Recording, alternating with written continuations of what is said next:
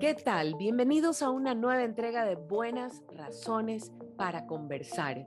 Soy Mónica Maruri. El tema de hoy, la televisión no morirá. Es lo que nos dijo nuestro invitado de hoy, Omar Rincón. Viejo amigo, pero no viejo, colombiano, profesor universitario, experto en medios y en comunicación, que nos ha traído temas muy buenos. Dice que la televisión no morirá, que la han matado muchas veces, pero que no morirá. Se transforma, se adaptará, pero seguirá siempre. Habló de las empresas periodísticas que están desconectadas de las audiencias, de un periodismo que se ha politizado en exceso y que no habla de lo que las personas quieren escuchar, de su vida diaria, de sus problemas, sino únicamente de política, pero también habló de los políticos celebrity y de las estrategias políticas en medios digitales, en redes sociales, que funcionan con el miedo, con la capacidad de mostrar odio y de indignar a las audiencias. ¿Les interesa? No se pierdan. Vamos con Omar Rincón. Omar Rincón, cuéntame, ¿cómo quieres que te presente? Oh, Mónica, gracias por la invitación y no sé si yo sea un buen sujeto para presentar. Yo normalmente funjo como académico, trabajo en una universidad, pero también hago ensayo cultural, escribo muchos artículos para prensa, ensayando pensar culturalmente América Latina. Y en general lo que me gusta es eso, como conversar para ver si entre todos construimos mejores conversas, nada más. Qué buena mirada, qué buena mirada. Yo te busco en esta ocasión y sospecho que te voy a rogar en otra ocasión entrevistarte, porque revisando todo lo que escribes, publicas, hablas, temas que tocas, me daban ganas de entrevistarte varias veces o de que nos quedemos conversando toda una tarde. Pero bueno, hay límites, veamos. Primero, ¿qué tal si hablamos de televisión? Es un tema del que has hablado muchísimo, del que sabes mucho. Aparentemente hay muchos que dicen que la televisión ya se muere porque los medios digitales ya la están reemplazando. Es más, los medios tradicionales hablan en sus canales digitales más que lo que hablan en sus propias pantallas. ¿Se muere o no se muere? No, la televisión la han matado muchas veces, o sea, la han matado siempre y la televisión es una institución o una entidad muy fuerte y además muy voraz. O sea, la televisión no se va a dejar matar nunca, sino que es peor, la televisión va a dominar a las otras especies. Si tú ves, por ejemplo, ¿cuál es la modalidad de negocio de Facebook? La publicidad al estilo televisivo. ¿Cuál es el modelo de negocio de Google? La publicidad al estilo televisivo. ¿Cuál es el modelo de YouTube? La publicidad al estilo televisivo. O sea, realmente la televisión se inventó la forma de negocio que existe para todas las especies digitales hoy. Una, la suscripción fue un invento y ahí viven las plataformas. Y la otra, la publicidad. Y no hay otra. Los otros se están tratando de inventar que el crowdfunding, pero no da para funcionar un medio. Entonces yo creo que en ese sentido la televisión como modelo, lógica de funcionamiento, domina todas las especies digitales. Segunda consecuencia, como narrativa, que es algo interesante, De eso iba a domina hablar. todo. Le derrota al cine con las series, porque podrán decir que las series son cine, no son cine, son discurso abierto. En el cine lo más importante es el final de la película, en la serie lo más importante es el primer capítulo. Entonces, cambia totalmente la lógica, que es una lógica televisiva, serial, de personajes abiertos, corales, contar historias de largo aliento en muchos capítulos, seis temporadas, lo que sea. Entonces, en lo narrativo también, de alguna forma, la televisión domina.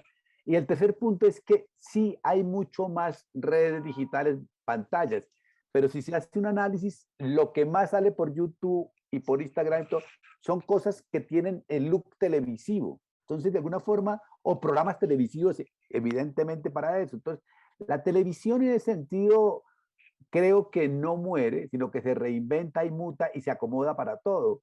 Y sí pasa, creo que hay algunos ambientes del ecosistema que mueren, como la televisión por cable. O sea, la televisión por cable, hoy nadie debería estar suscrito a televisión por cable.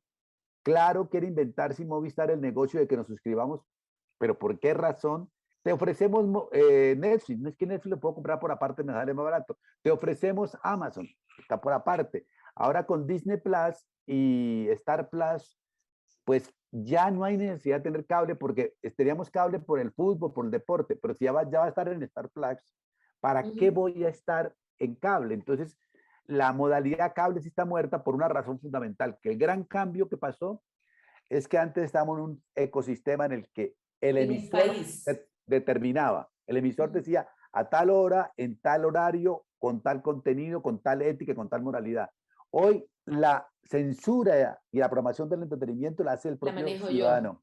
Sí, la manejo yo y en esa medida lo que pasa es que el cable no tiene sentido. Vea mañana a las 8 de la noche la entrevista de CNN. No, no me interesa. Vea Night Geo, 10 de la noche. No me interesa. O sea, que de alguna forma ese sistema, el cable sí está muerto, pero hay revival, por ejemplo, de la televisión pública, porque la televisión pública tiene muy buenos contenidos. Luego puede ser una plataforma. O sea, para Ujú. poner ejemplo de nuestros países andinos, si Ecuavisa se vuelve una plataforma, no tiene muy buenos contenidos porque todo es desechable, no hay nada que repetir. En cambio, en la televisión pública sí tiene documentales, programas diversos que los puede repetir mil de veces, cine, ese tipo de cosas. Entonces, creo que la televisión pública tiene un momento fundamental para reinventarse, ya no vía siendo canal de televisión, sino siendo plataforma digital. Qué interesante. Yo siempre cuando hablo de televisión les digo que televisión quiere decir imágenes a distancia y que eso no me limita, sobre todo en el Ecuador, que es un país que nunca llegó a la TDT, a la televisión digital terrestre. En Ecuador sigue habiendo la televisión analógica en el canal 2, 4, 6, 8, 10. No existen los multicanales porque no se logró económicamente dar ese paso. Y entonces, de alguna manera, seguimos en esa lógica de estaciones de televisión dueñas de un solo canal y de una sola señal. Y la palabra televisión se aplica, como tú dijiste, a la forma de contar historias, a la forma de narrar y a esa relación. Sin embargo, te pregunto, la televisión, ¿a quién le habla? ¿Quiénes son esas audiencias a las que les está hablando? ¿De qué manera les está hablando? ¿De qué manera se está enganchando con ellas? Y sobre todo por algo que acabas de tocar al final, tocaste eso de los contenidos desechables, porque me estoy refiriendo a los canales tradicionales de televisión. Y recuerda que en casi todos los países de Latinoamérica hay canales públicos hace 60 años, en Ecuador hubo 10 años, sin presupuesto de producción, lo que acabas de mencionar de documentales y de producciones, no, sino de lo que pueden hacer en el estudio, que es lo que no cuesta plata. Prenda la cámara para que yo le hable a la cámara porque no puedo producir per se. Pero vuelvo, ¿a quién le habla? ¿Quiénes son esas audiencias? ¿Y qué les está diciendo la televisión en nuestros países? Pues básicamente la televisión broadcasting popular abierta, como la que tú mencionas en el caso de Ecuador, Teleamazonas, Ecuavisa, ese tipo de Uh cosas, -huh. son canales que encuentran como dos o tres nichos de trabajo, que son las ficciones populares, llamémoslas telenovelas, narconovelas, ese tipo de cosas. Uh Un -huh. segundo que son eventos en directo, si transmitieran más de eventos en directo les funcionan bastante bien. Y el Sí. tercero, los concursos, son el otro campo que esta televisión desarrolla y que les va a seguir funcionando. O sea, un concurso, un reality en Netflix no tiene sentido, No. aunque tratan de hacerlo. En cambio, ahí sí ese concurso puede llegar a funcionar. Desde ahí, esa televisión históricamente tiene dos públicos. El público uno es el sujeto popular del común que ve televisión para relajarse, que ve televisión para desconectar el cerebro y pasar un rato emocionalmente relajante. Es nuestro zen. Eso no pasa, por ejemplo, con la televisión de series, porque la televisión de series implica una atención plena. Yo tengo Uh que -huh. verla concentrado. La televisión popular broadcasting, yo la veo totalmente sin control, caminando, yendo, viniendo. Es mucho más oral que visual, si se quiere, ese tipo. Uh Entonces, -huh. le habla a ese ciudadano que trabaja mucho, llega cansadísimo a la casa y quiere desconectarse. Y digamos que eso va a seguir siendo de por vida. No, sí, porque si te pones a ver YouTube, inclusive YouTube o Instagram, te implica actividad, tienes que mover. Pero en cambio ver televisión te permite ver televisión y a la vez revisar el Twitter, revisar el YouTube, revisar el WhatsApp. O sea que es una, no te pide exclusividad. Y el Ujú. segundo público al que le habla es a los políticos, porque nuestros políticos son muy jurásicos y siguen creyendo que lo que importa es salir en la radio, en la prensa, en la televisión. En ese sentido, por eso los políticos andan tan desconectados de las nuevas éticas ciudadanas feministas o ambientales o diversidad sexual o de lo público, porque de la soberanía alimentaria y la soberanía cultural, porque ellos andan en un circulito de que si yo tuiteo, me hago conocer con los otros que son los mismos míos, y si salgo en televisión es para los mismos míos, cuando el grado de incidencia de eso es realmente poco, o sea, es muy Ujú. poco ese tipo de cosas. Y por eso decía Martín Caparrós que mientras los políticos le pongan cuidado a la prensa y a la radio y a la televisión, no se van a desaparecer. Tocaste varios temas, sorry, voy a regresar. ¿Por qué medios públicos en nuestros países? ¿Por qué son necesarios? ¿Para qué sirven? Los medios públicos tienen como tres o cuatro lógicas que son claves. Uno, para atender la diversidad cultural y que habita un país. Entonces, la televisión privada solamente entiende un público popular al que quiere entretener vía el nivel cero de contundencia. En cambio, hay que atender a poblaciones indígenas, caso ecuatoriano, a poblaciones afro, a poblaciones discapacitadas, a los niños, a los cultos también, ¿no? A los culturosos. O sea, son necesarios porque es donde construimos un todos colectivo Ujú. aceptando nuestras diversidades. Entonces, un Estado serio debería darle alimento espiritual y cultural y simbólico a través de la televisión a esas diversidades culturales que habitan. Una Tocas de tocar un segunda, tema de los cultos, perdona que te interrumpa. Tocaste ah, el tema de los cultos. Siempre que hay estas discusiones sobre la narconovela o sobre cualquiera de estos temas en nuestros países, siempre salen unos cultos a decir que eso no debe existir y que la televisión debe ser cultural. Y no, y la televisión tiene que conectarse con sus audiencias, con sus formas de vivir, de alguna manera. Y siempre hay esta tensión entre el que critica a la tele por ser tan basura y el que defiende el negocio de la tele per se. ¿A dónde te ubicas en estas dos posiciones, en esta polaridad? lo que pasa es que yo creo que hay una cosa que es que los cultos creen que el mundo debe parecerse a ellos, a lo que ellos saben, y que Mm. todo lo que ellos hacen en la vida es para educar. O sea, todo culto siente que siempre tiene que pontificar y educar. Y creo que la televisión sí tuvo un error de entrada cuando surge con el concepto de educar. Mónica, me ha escuchado, yo creo que la televisión realmente entretiene, es un espectáculo popular para entretener. Segundo, puede llegar a informar, pero ha demostrado que es un fracaso informativo. Si uno solamente ve noticias de televisión, así vea CNN o lo que sea, uno no está informado. O sea, es un fracaso rotundo de información. Y en educación ha fracasado todavía más porque, pues, de alguna forma hoy YouTube tiene mejores tutoriales y profesores que lo que podemos montar en un canal público de ese tipo de cosas. Entonces, lo que yo creo es que hay mucha arrogancia de los cultos, porque, por ejemplo, si ellos van a una comunidad indígena, no pontifican sobre la comunidad indígena hasta que no lo escucha y conoce su lógica. Cuando Ujú. conocen su lógica, llegan y dicen, son machistas, pero es que entre sus usos y costumbres, el machismo lo explican. Con la televisión no tienen pudor de hablar de algo, criticarlo sin saber cómo es la lógica de esto, siendo que la lógica de la televisión abierta es la lógica de la sociología del lugar común. Entonces yo creo que la televisión pública en América Latina ha tenido dos fracasos. Uno, el volverse tan propagandística del gobierno, porque Del eso gobierno de turno. no sirve. Eso ha demostrado que no da rating y eso da odio del ciudadano. No se han enterado. O sea, tú puedes controlar todos los medios, salir en todos los medios y eso no sirve. No sirve porque el ciudadano se siente realmente ultrajado porque le hablen con eso. Y la segundo fracaso de la televisión pública es que por intentar ser culturizante, por levantarle el nivel cultural al pueblo, Pierde ha, per, conexión con sus gustos y códigos. ha perdido la competencia narrativa de meterse en lo popular. O sea, le falta pueblo. A la televisión pública de América Latina no ha podido meter al pueblo, por eso la televisión pública de América Latina es una televisión sin público.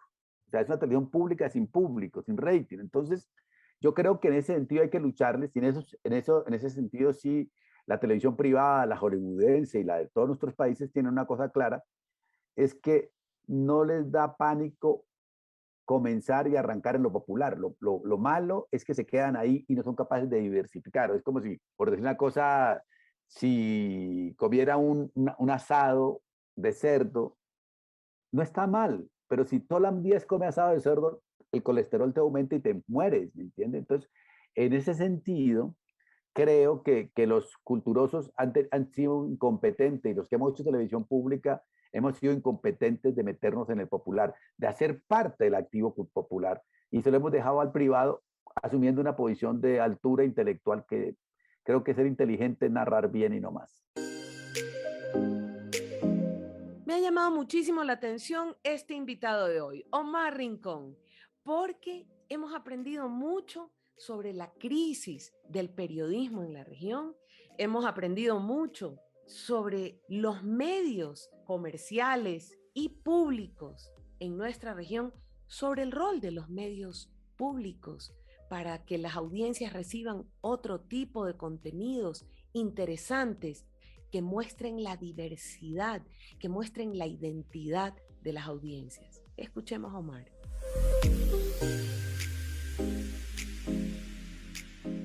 Tocaste de lado al periodismo y tocaste de lado a los políticos. Entonces quisiera que hablemos de los dos temas.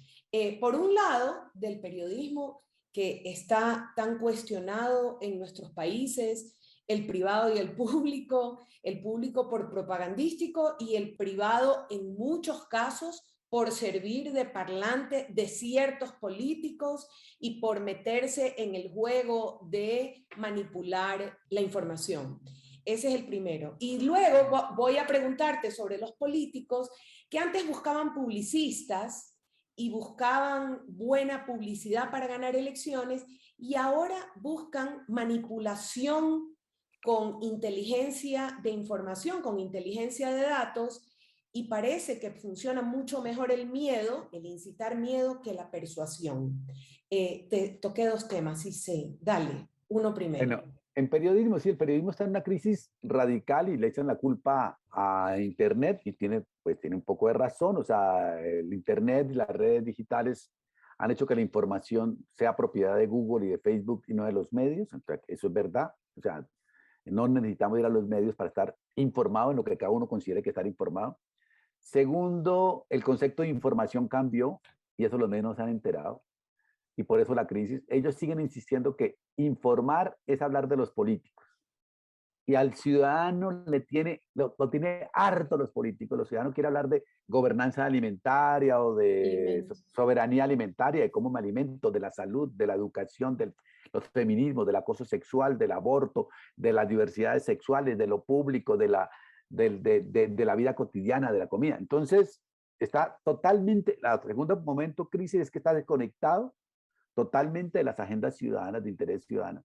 Y el tercero es que se convirtieron ante el fracaso que están teniendo comercialmente, decidieron perder el pudor y volverse actores políticos. Entonces son actores políticos y esto sí lo determinó y lo demostró Cristina en Argentina con Clarín, Lula en Brasil con Globo y con La Folla, lo demostró Piñera mismo con el Mercurio a favor, Correa en Ecuador con su lucha contra los medios, Uribe en Colombia contra su lucha contra los medios, Trump, todos han determinado que los medios son actores políticos en favor de agendas de sus empresarios dueños, no de la ciudadanía.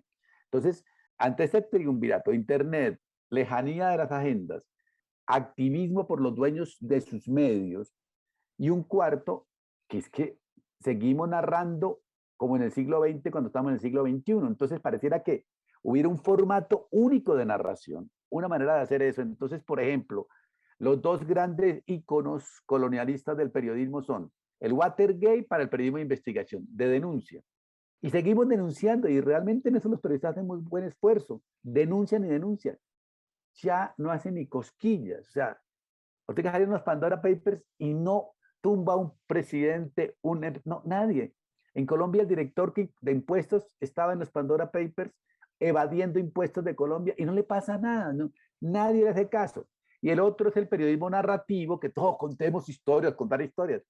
Las historias hoy son buenas, pero es que no tengo tiempo para leer una historia de 20 páginas, entonces hay otras formas de contar historias que se pueden contar historias sin tener 20 páginas, que mira para eso. Entonces tiene un fracaso narrativo, tiene un fracaso de conexión, tiene un fracaso de legitimidad y un fracaso de negocio.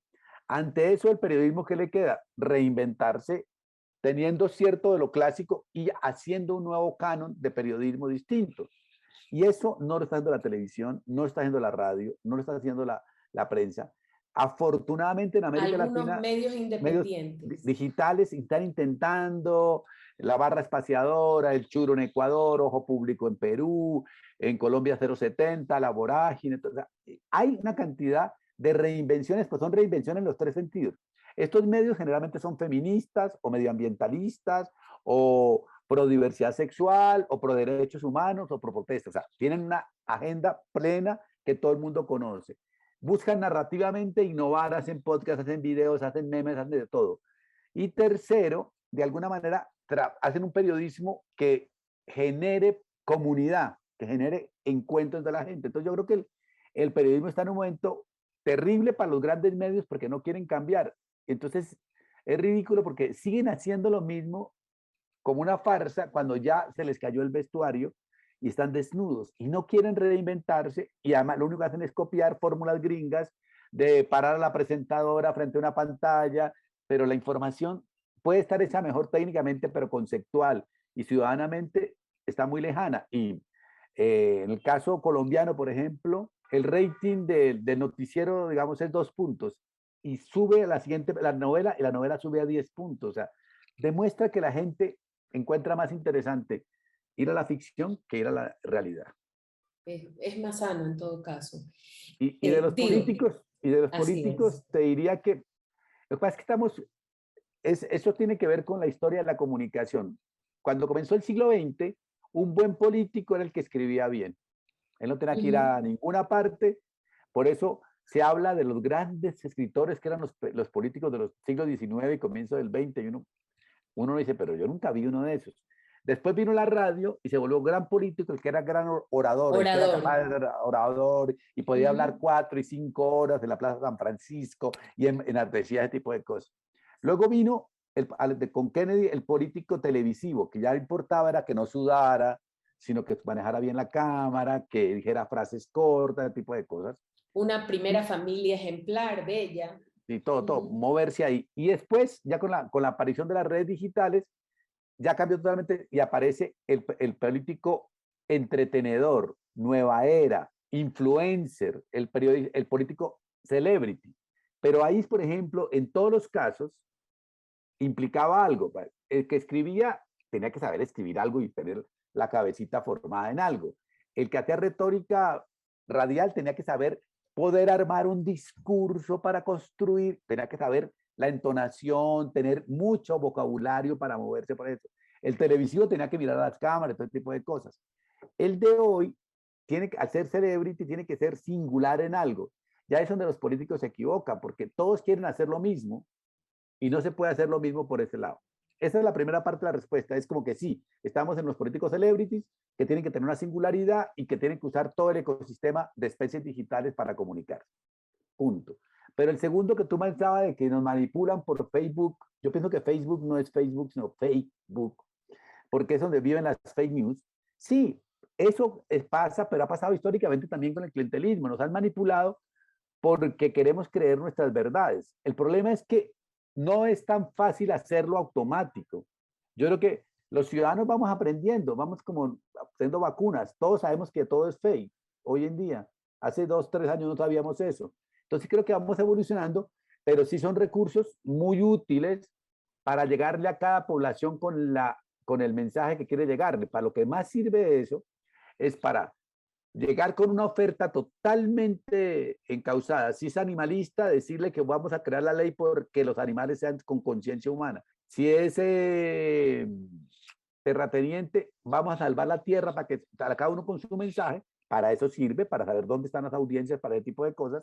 Y segundo, sirve para producir lo que tú llamabas el miedo como gran política. Las grandes políticas de hoy son, en el lado realista, es producir odio y miedo. Y eso me va a mover a votar, por un lado, ese es como el objetivo, que odien al otro y que le tengan miedo al otro para que me amen a mí o me escojan Por descarte. por descarte. Esa es una posibilidad de eso. Pero también tiene otra regla que es muy buena y que sirve bastante, que es la capacidad que tenemos con los medios digitales de indignar. Estamos muy en bronca, entonces yo tengo que, para hacer política, yo tendría que poder indignar, si yo soy capaz de indignar a la ciudadanía, demostrar que yo soy el que responde a esa indignación, es re bueno. Y la lógica, entonces yo diría que hay tres palabras: odio, miedo e indignación, que es lo que mueven y que yo puedo usar las redes digitales para eso, sí, y el Big Data, sí. Entonces voy a regulación. Y entonces lo que se necesita es regulación, porque esto es una manipulación sin fin. Sí, pero lo ¿De que qué pasa es que lado estás tú? ¿De la regulación o de no regular? es Eh, que yo he sido, bueno, voy a decir dos cosas: que he sido fanático y después crítico de las políticas públicas.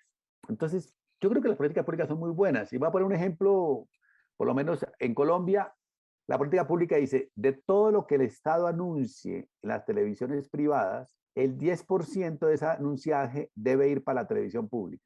No lo cumple nadie.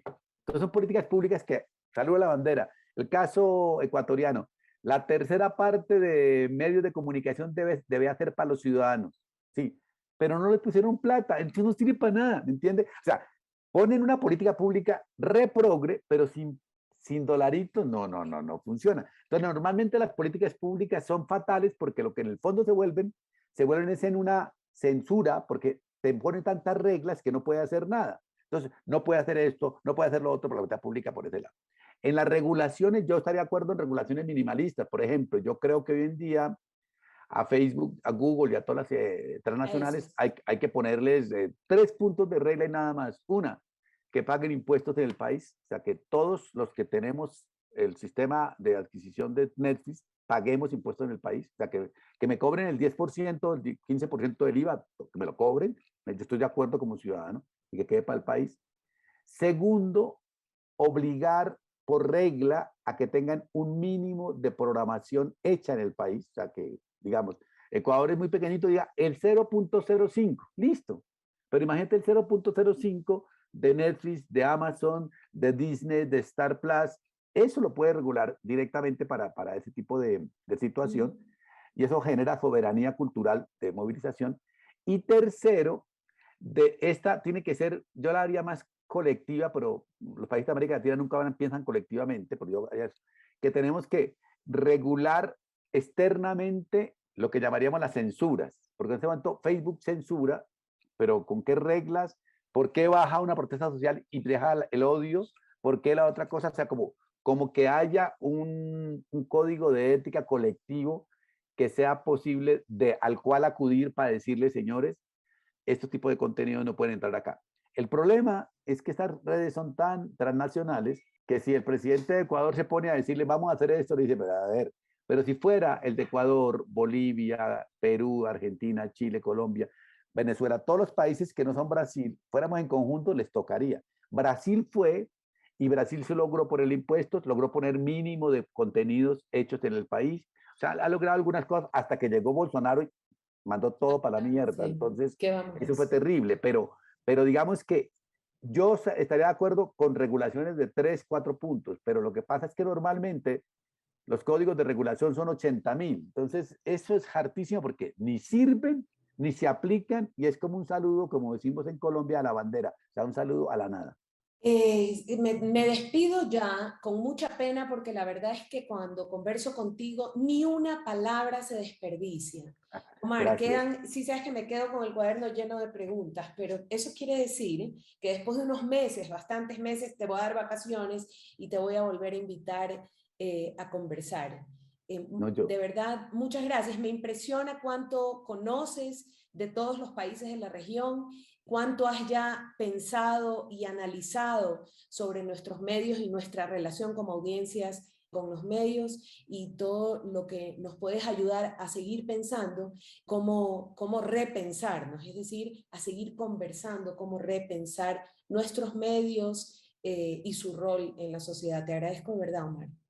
gracias, Mónica, y simplemente dos o tres ideas para terminar. Una, Dale. ya que como estás en el Instituto de Patrimonio, fíjese que todo el mundo habla mal de los medios. Todos, todo el mundo. Pero ¿qué investigarían los historiadores, los académicos, los de estudios culturales sin televisión, sin radio y sin prensa? Porque ahí se escribe la memoria más sucia, si quiere, diaria de eso. Yo quiero saber qué pasó en el correísmo. Yo voy, veo el comercio, el universo, el telégrafo y encuentro material para pensar esa memoria. Entonces hay que pensar también que en términos de memoria los medios cumplen eso. Y esa es la pregunta para hoy. ¿Qué hacemos con la memoria de WhatsApp, de Facebook? ¿Cómo la vamos a manejar y cómo construimos desde ahí? Me parece que es eso. Y lo segundo, pues estando en el Convenio Andrés Bello y Patrimonio, que tú dijiste, a mí me encanta América Latina y creo que esa es la otra pasión. Tenemos que pensar desde América Latina. Dejemos de pensar desde los gringos, desde los europeos. Y esto no es de izquierda ni derecha, sino es que en América Latina hemos construido pensamiento propio que estamos desconociendo y es el que nos sirve, el que no nos da colesterol, el que nos sirve para pensar. Entonces, los medios como memoria y la pasión por América Latina es algo que nos junta. Un abrazo fuerte. Chao, saludos. Usted y nosotros tenemos buenas razones para seguir conectados. Ha sido todo y espero que pronto volvamos a escuchar al invitado de hoy, a Omar Rincón. Agradecemos mucho que nos haya acompañado hoy y los invito a que estén con nosotros cada miércoles en un estreno de Buenas Razones para Conversar. Soy Mónica Maruri y los invito a que visiten nuestra página web en www.ipanc.org y no dejen de visitar también nuestras redes sociales. Solo digiten @Cabipanc en Facebook, en Twitter e Instagram. Hasta pronto.